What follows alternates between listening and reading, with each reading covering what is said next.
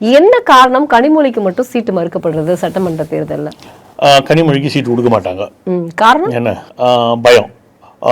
அரண்டவன் கன்றுக்கு இருண்டதெல்லாம் பேயின்வாங்க இல்லையா, அந்த மாதிரி ஸ்டாலினுக்கு இப்போ முதல்ல வெற்றி பெறப் போவதில்லை என்பதால் உலகத்தில் இருக்கிற எல்லா பிச்சைக்கார அமைப்புகளையும் கொண்டு வந்து தன்னுடைய கூட்டணியில் வச்சுக்கிறது. சீட்டு கொடுக்குறதுமோ எல்லாம் நோட்டை கொடுத்துருவோம். பிச்சைக்காரர்களே உங்களிடம் ஓட்டு இருக்கிறது, என்னிடம் சீட்டும் நோட்டும் இருக்கிறது. சீட்டை என்னால் தர முடியாது, ஆனால் நோட்டை தர முடியும். அதனால் உங்கள் ஓட்டை நான் நிற்கும் சீட்டிற்கு போட்டு விடுங்கள், இந்த நோட்டை உங்களுக்கு நான் கொடுத்து விடுறேன். இதான் ஸ்டாலினுடைய அணுகுமுறை. எல்லா பிச்சைக்காரர்களுக்கும் அது பொருந்தும். குறைஞ்ச ஒரு 10 பிச்சைக்காரர் அமைப்புகள் உள்ளே இருக்குது. இந்த பிச்சைக்கார அமைப்புகள் தான் இந்த ஓட்டுகளை கொண்டு வந்து சேர்க்கும், குவிக்கும் என்று ஸ்டாலின் நம்புகிறார். இது ஒரு பக்கம்.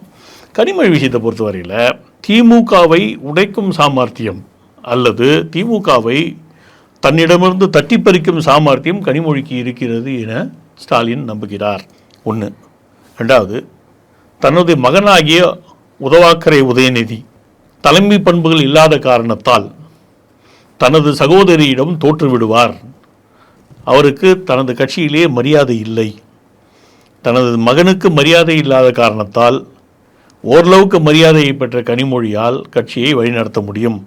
தனது உடல்நிலையும் படுமோசமாக இருக்கிறது. இந்த எலெக்ஷனில் ஸ்டாலினால் எந்த அளவுக்கு கேம்பெயின் பண்ண முடியும்னு எனக்கு தெரியல. நீங்கள் ஸ்டாலினுடைய நடையை பார்த்தாவே உங்களுக்கு புரிஞ்சிடும். அப்படியே அந்த ரோபோ மாதிரி அப்படி தான் நடந்து போயிட்டுருக்காரு இப்போதைக்கு.